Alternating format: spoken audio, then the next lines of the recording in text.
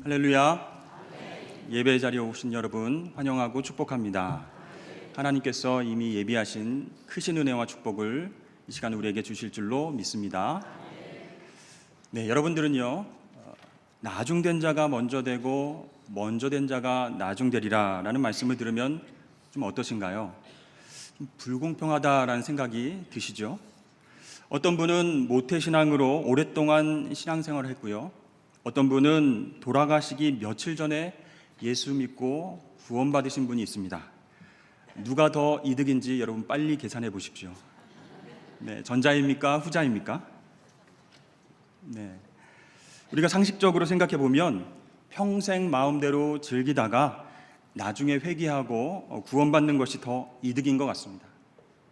그러나 오늘 주님께서는 포도원 품꾼 비유를 통해서 우리의 상식을 뒤집는 그런 메시지를 우리에게 주십니다.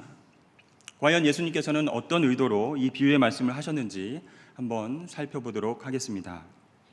먼저 오늘 말씀의 배경이 되는 앞의 문맥을 살펴보면요, 예수님께서 제자들에게 이 부자가 구원받기가 어렵다라는 말씀을 하셨습니다.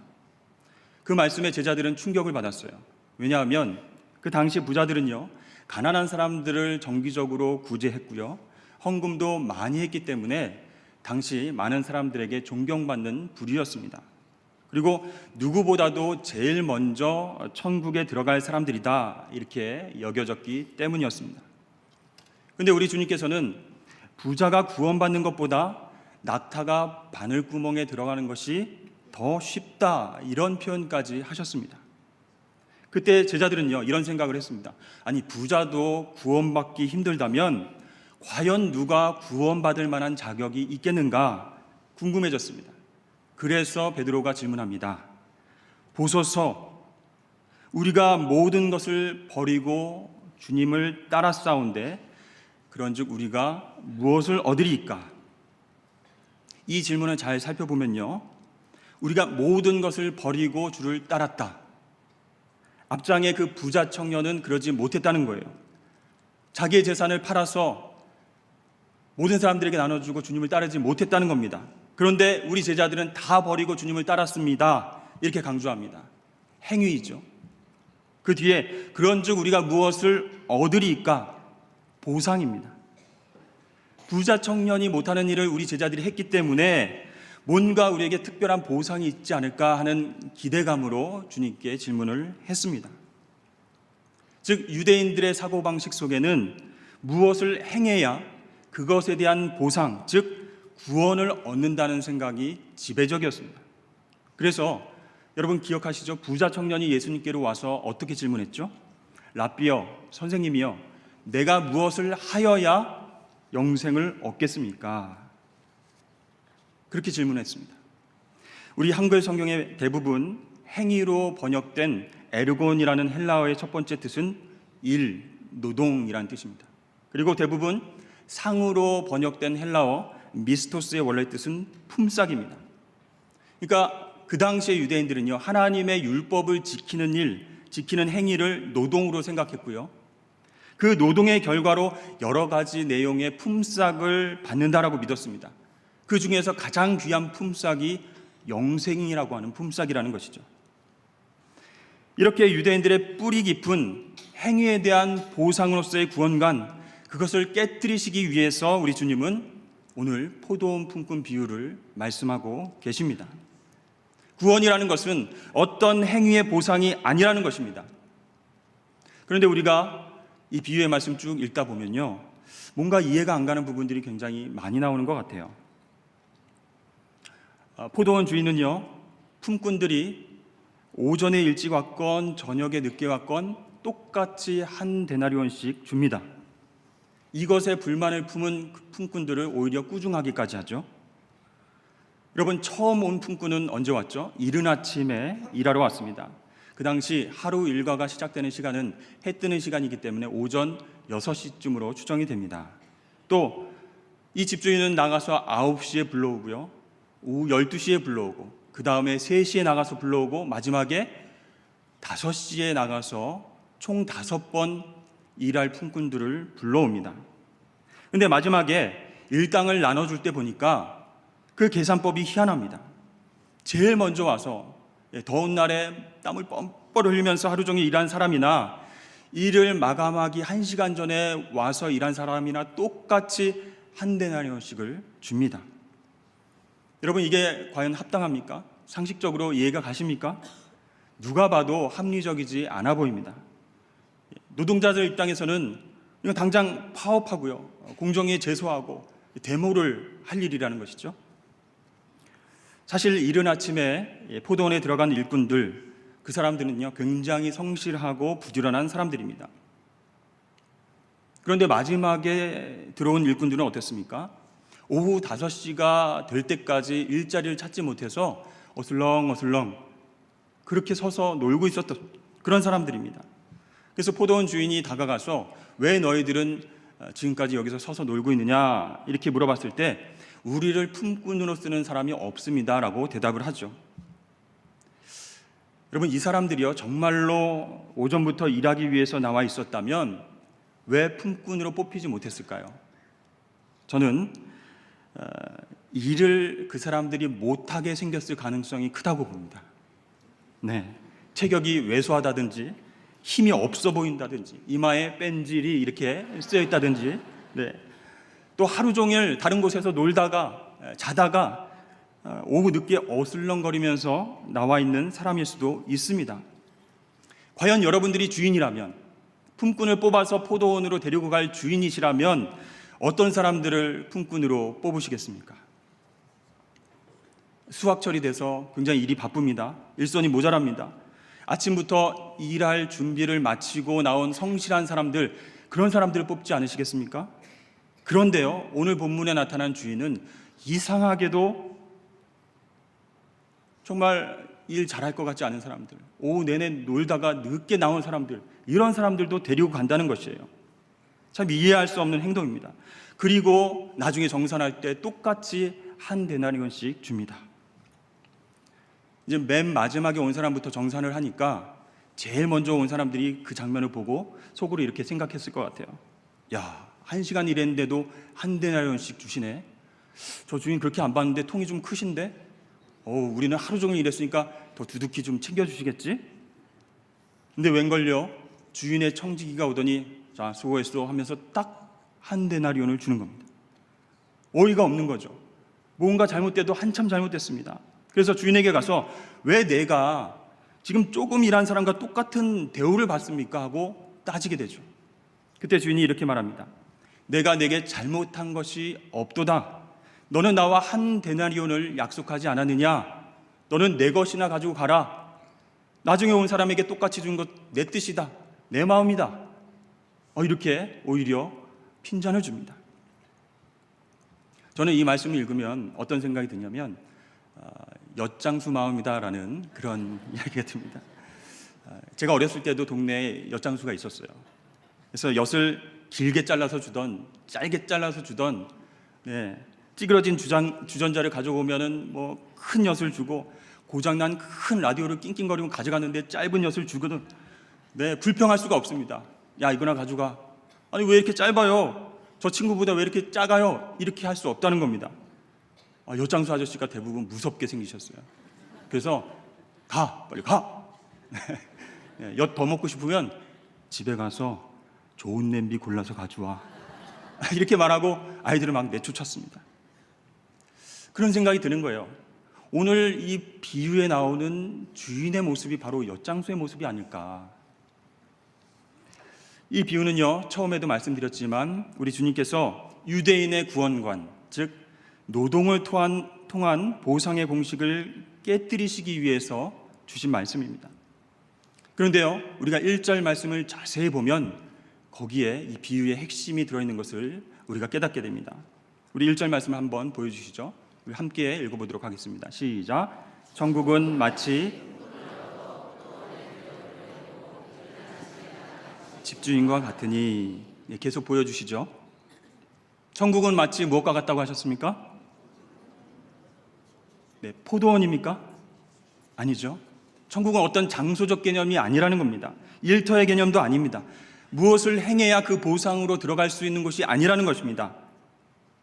천국은 마치 맨 마지막에 집주인과 같으니, 즉 천국은 집주인인 하나님 아버지와의 관계성에 있다는 것입니다. 네, 이제 내려주셔도 됩니다. 구원은요, 우리 하나님 아버지가 자격 없는 나를 부르셔서 은혜를 주셔야 가능하지, 무엇을 많이 행했다고 보상받듯이 얻을 수 있는 그런 것이 아니라는 것입니다. 저는 하나님께서 일찍 불러주셔서 어렸을 적부터 구원의 감격과 기쁨을 맛보았습니다. 중학교 3학년 때는 여름 수련회를 통해서 방언의 은사를 받았고요. 그리고 성령 세례를 체험하고 회개의 눈물을 흘리면서 하나님 앞에서 회심했습니다. 그때 제가 하나님 앞에 스스로 고백했습니다. 하나님, 제가 주의 종으로 섬기겠습니다. 이렇게 서원기도도 했어요. 그런데 그 이후에 저의 모습은 진짜 믿음 생활이 아니었습니다. 솔직히 말씀드리면 교회 생활이었습니다. 체면 때문에, 전도사님 때문에, 목사님들 때문에, 또 가족의 기대 때문에 교회에 나갈 때도 있었습니다. 쟤는 목사 될 사람이래, 이제 전도사님 될 거래, 주의 종이 될 거래, 그런 시선들이 많이 부담스러웠습니다. 그래서 나의 신앙이 성장하기는커녕 의심과 회의와 불신이 문득문득 찾아올 때는 너무 힘들었습니다. 수련회 때 은혜 받은 것 그냥 없었던 일로 하고, 주의 종 된다는 것 그냥 취소하고 싶었습니다. 평범하게 신앙생활을 하면 안 될까? 어린 나이에 굉장히 부담이 되었던 것 같습니다. 점점 시간이 갈수록요, 나와 함께 하시는 하나님은 찾아볼 수 없는 것 같고, 나의 문제는 침묵하시는 것 같고, 불의를 심판하시지 않는 하나님의 모습만 보이는 것 같아서 굉장히 힘들었습니다. 그 하나님을 온전히 내가 신뢰하면서 주의 종의 길을 가기가 두려웠습니다. 그래, 내가 아니더라도 하나님의 종은 굉장히 많이 세워질 거야. 나 같은 사람이 어떻게 쓰임받을 수 있겠어? 이렇게 확신 없이 살아가기도 했습니다. 그렇게 살아가던 저에게 두 번째 하나님의 부르심이 찾아왔습니다. 그래도 하나님의 뜻을 분별하고 싶은 마음에 정말 여러 가지로 하나님을 찾고자 힘들어하는 그런 모습을 보고 한 친구가 저에게 이야기했어요. 성경 통독 세미나를 한번 가보는 것이 어떻겠냐. 정말 툭 한번 던진 그 말에 제가 순종했고요. 일주일 동안 그곳에서 계속 말씀을 읽고 기도하고 말씀을 읽는 가운데에 하나님께서 저를 얼마나 사랑하시고 또 말씀 속에서 직접 보여주심을 깨달았습니다. 태초에 천지를 창조하신 그 위대하신 하나님께서 내 이름을 부르시면서 너는 내 사랑하는 아들이고 내가 끝까지 너와 함께하겠다, 의심하지 말고 두려워하지 말고 너는 나를 따르라, 이렇게 말씀하셨습니다. 저는 그동안 하나님 앞에 열심히 하지 못했는데요, 진정으로 하나님 사랑하지 못하고 봉사하지 못했는데요, 한 것이 하나도 없는데 오히려 의심하고 원망했는데요, 하나님께서 그런 저를 잊지 않으시고 다시 불러주셨다는 사실에 너무 감격스러워서 펑펑 울게 되었습니다. 그렇습니다. 저는 오늘 비유 말씀에 나오는 오후 늦게 포도원에 들어간 자격 없는 품꾼과도 같았습니다. 그런 제가 지금은 천국은 경험하면서 복음을 전하는 사명을 감당하며 살게 된 것은 오로지 하나님의 전적인 은혜인 줄로 믿습니다. 그래서 저는 확신합니다. 천국은 우주 만물의 주인이신 하나님의 은혜로운 초대가 아니면 경험할 수 없는 것이라고, 하나님과의 사랑의 관계가 아니면 누릴 수 없는 놀라운 축복이라고 저는 확신합니다. 여러분, 이것이 은혜의 셈법입니다. 하나님의 은혜는요, 계산할 수 없고 측량할 수 없는 그런 방법으로 우리에게 밀물처럼 몰려오는 것입니다. 저는 오늘 본문 말씀을 보면서요, 이 주인에 대해서 묵상을 했습니다. 왜 이렇게 품꾼을 찾으러 2시간, 3시간 간격으로 계속 시장에 나가서 자주 품꾼들을 불러왔는가? 할 일이 없어서도 아닙니다. 포도원 일이 오후 늦게까지 막 밀려서 바빠서 그런 것도 아니었습니다. 일이 많으면요, 다음날 아침 일찍 나가서 성실한 품꾼들을 데리고 오면 됩니다. 그런데 이 주인은 왜 5번씩이나 밖으로 나와서 오후 늦게까지 품꾼들을 데리고 왔을까? 그것은 바로, 그 주인의 마음은 바로 저들도 부름받아서 일할 수 있는데, 저들도 천국을 경험할 수 있는데 그것을 알지 못하고 방황하는 그 영혼들이 불쌍해 보여서입니다. 그래서 일이 끝나기 전에 1시간 전에도 서둘러 나가서 품꾼을 찾아다니면서 불러오는 것입니다. 아직 일이 없느냐? 너 왜 여기서 놀고 있느냐? 나랑 같이 가서 일해보자. 우리 인생을 정말 긍휼히 여기시고 자격 없는 사람들도 구원의 감격을 맛보길 원하시는 그런 하나님의 마음인 줄로 믿습니다. 이런 은혜의 방법으로 지금도 하나님께서는 우리를 부르고 계시는 거예요. 저와 여러분들은요, 각자 은사와 달란트가 다 다릅니다. 그러나 한 사람 한 사람 하나님께서 필요하셔서 우리를 이 땅에 불러주신 줄로 믿습니다. 그 부르심에는 각자의 때가 있어요. 어떤 사람은 일찍 부르셔서 쓰시고요, 어떤 사람은 느지막하게 불러서 쓰시기도 합니다. 아무튼 중요한 것은 주인 되신 하나님께서 고용해 주셔야, 우리를 불러주셔야 그 일꾼들이 쓰임을 받을 수 있다는 사실입니다. 그렇습니다. 자격 없이 부름받은 우리이기 때문에 지금도 우리에게 필요한 것은 오직 하나님의 은혜인 줄로 믿습니다. 이 어거스틴이라는 사람 있죠. 이 사람이 하나님이 살아계시다는 증거를 찾지 못해서 답답해하고 있었습니다.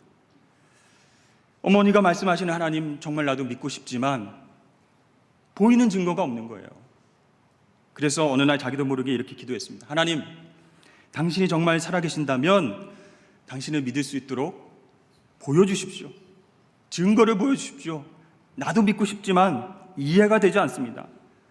이 진절머리 나는 삶에서 당신에 대한 두려움에서 벗어날 수 있도록 보여주십시오. 이렇게 자기도 모르게 기도를 했어요. 그러던 어느 날 이 어거스틴이 꿈을 꿉니다. 한 소녀가요, 백사장에 앉아서 모래구덩이를 파놓고 하얀 조가비로 바닷물을 퍼서 그 구멍에다가 계속 담고 있었습니다. 이 어거스틴이 소녀에게 다가가서 뭐라고 있니? 이렇게 물어봤습니다. 저 바닷물을요, 내가 다 이 모래구덩이에 퍼담을 거예요. 얘야, 저 큰 바다를 이 작은 구덩이에 담기란 불가능한 거야. 네가 하루 종일 퍼 담았다고 해도 바닷물은 조금도 줄어들지 않는 거란다. 그런데요, 제가 아침부터 계속 퍼날랐으니까 조금은 줄어들었을 거 아니에요? 그게 아니라 네가 퍼담는 바닷물보다 강에서 바다로 흘러들어온 물이 훨씬 더 많을 거야. 또 네가 구덩이에 그렇게 바닷물을 계속 집어넣는데 그 바닷물이 모래 사이로 다 스며들고 없어지고 마는 것이야. 그때 이 소녀가요, 어거스틴을 똑바로 쳐다보면서 이렇게 말했습니다. 아저씨, 저 바다보다 더 큰 하나님의 세계를 조개 껍데기보다 작은 아저씨의 생각으로 모래 구덩이만한 그 아저씨의 머릿속에 담는 일이 훨씬 더 어렵지 않겠어요? 아저씨 인생이 지금 저물어가고 있습니다. 이제 아저씨가 하나님께로 돌아갈 때입니다. 깜짝 놀라서 꿈에서 확 깼습니다. 그리고는 이 꿈을 통해서 자신의 보잘것없는 생각을 다 내려놓고, 교만을 내려놓고 하나님께로 나아가게 되었습니다. 그렇습니다.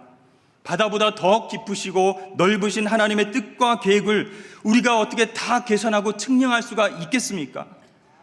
그런데 유대인들은요, 천국을 마치 노동에 대한 보상쯤으로 생각하고 율법주의에 얽매여서 거기에 빠져서 이렇게 하면 내가 구원을 받을 수 있고 이렇게 더 열심히 하면 내가 축복을 받을 수 있겠다 생각하면서 힘들게 살아가고 있었습니다.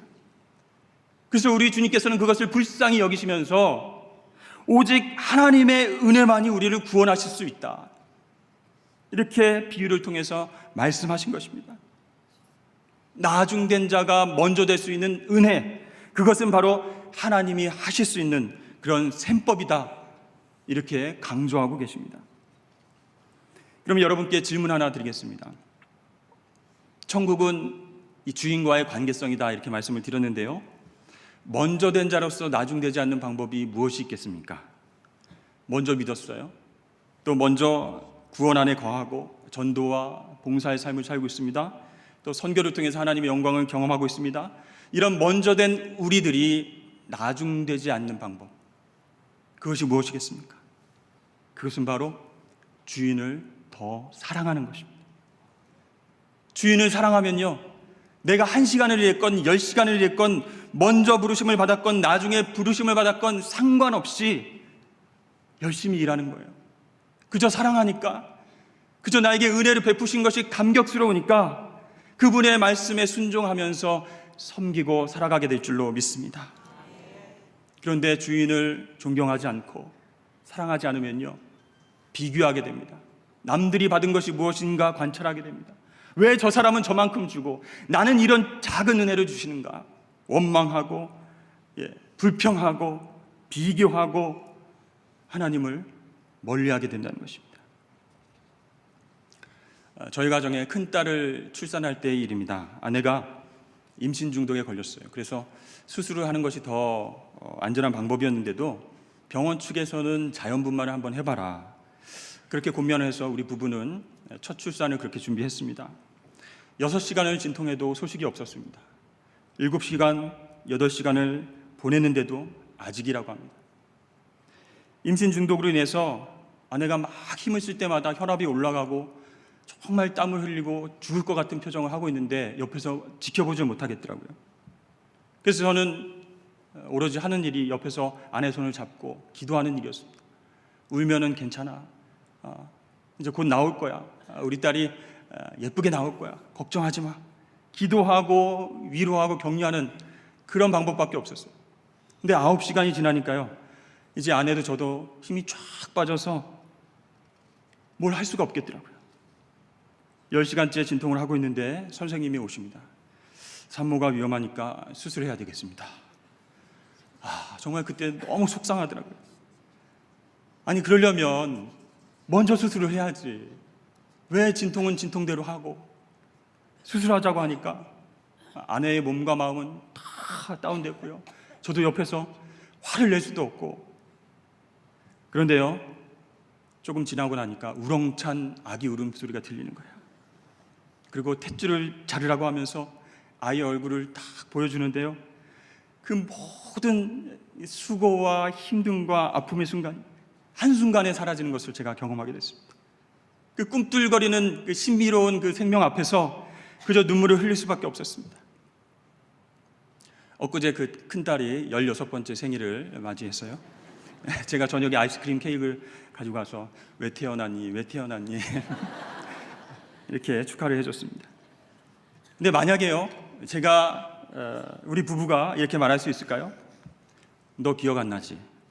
너 태어날 때 1월 27일 그때 엄마 아빠가 10시간 넘게 진통하고 옆에서 기도하고 땀 뻘뻘 흘리면서 고생했는데 몰라? 진짜 기억 안 나? 앞으로 있잖아, 네가 처음 직장에 들어가면 월급을 타잖아. 아빠 엄마가 10시간 동안 고생한 것 최저임금으로 계산해가지고 꼭 갚아야 돼. 그동안 네가 먹은 것, 입은 것, 공부한 것, 아울리치 보내준 것 다 조금씩 정산을 해둬라. 여러분, 이렇게 얘기할 부모가 있을까요? 아마 없을 겁니다. 세상의 모든 부모는요, 우리 자녀들을 사랑하기 때문에 그 출산의 고통과 아픔을 견뎌내는 것입니다. 양육하면서 힘든 일도 있었지만 누구보다 더 좋은 것을 공급해 주려고 노력하고 기도하는 것이 바로 우리 부모님의 마음인 것입니다. 그렇습니다. 여러분, 사랑하면 계산하지 않게 되는 것입니다. 하나님은요, 우리를 향한 그 눈먼 사랑으로 당신의 아들 예수 그리스도를 십자가에 내어 주셨습니다. 우리가 하나님을 위해서 한 일이 아무것도 없음에도 불구하고 오히려 원망하고 불신하고 우상숭배하고 멀어졌음에도 불구하고 예수 그리스도를 희생양으로 내어 주셨습니다. 왜 그렇습니까? 우리를 진정으로 사랑하시기 때문입니다. 우리 모두가 죄에서 해방되길 원하셨기 때문에, 천국을 경험하길 원하시기 때문에 지금도 자격 없는 영혼들을 찾으시고 초대하시는 분이 바로 우리 하나님이신 줄로 믿습니다. 세상의 계산법으로는 도저히 있을 수 없는 그런 놀라운 하나님의 은혜라는 것이에요. 사랑하는 여러분, 그런 하나님을 진심으로 사랑하실 수 있기를 바랍니다. 새신자이든 헌신자이든 항존직이든 성도이든 오래 봉사를 했건 짧은 봉사를 했건 상관이 없습니다. 그저 베푸신 은혜에 감격하고 감사하며 하나님을 사랑하면 됩니다. 그러면 하나님께 받은 것만으로 만족하게 될 줄로 믿습니다. 더 순종하게 될 줄로 믿습니다. 이제 2019년 한 달이 지났습니다. 올해는 무엇보다도 하나님과의 관계를 우선순위로 해서 내가 하나님만 더 사랑해 보리라, 하나님의 말씀과 기도로 놀라운 은혜를 경험해 보리라, 이렇게 다짐하는 저와 여러분 되시길 주의 이름으로 축복합니다. 사랑과 은혜 하나님 아버지, 자격 없는 우리를 하나님의 자녀 삼아 주시고 날마다 풍성한 은혜와 축복의 자리로 인도하여 주시니 감사드립니다. 때로는 우리의 공로주의 때문에, 율법주의 때문에 하나님의 사랑이 가려워져서 서로 시기하고 원망하며 감사하지 못한 적도 많이 있었음 용서하여 주시옵소서. 이제 먼저 된 자가 나중되고 나중된 자가 먼저 되리라는 말씀을 기억하면서 주신 은혜에 감사하고 만족하며 하나님을 더욱더 사랑하는 복된 하나님의 자녀들 다 되게 하여 주시옵소서. 우리가 지금 드린 기도 제목들도 응답하여 주시고 세상의 셈법이 아닌 은혜의 셈법으로 우리를 풍성하게 하신 하나님을 찬양하게 하여 주시옵소서. 모든 것 감사드리며 예수 그리스도의 이름으로 기도드립니다.